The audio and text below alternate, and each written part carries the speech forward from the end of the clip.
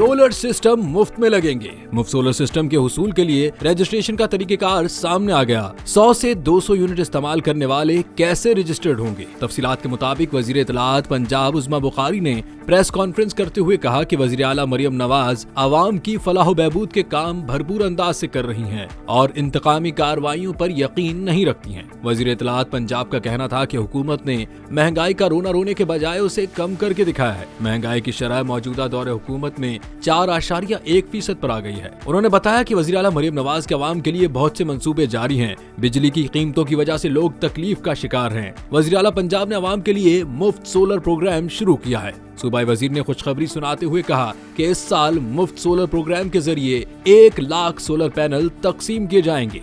1 lakh solar panels के मंसूबे की लागत 10 अरब रुपए है।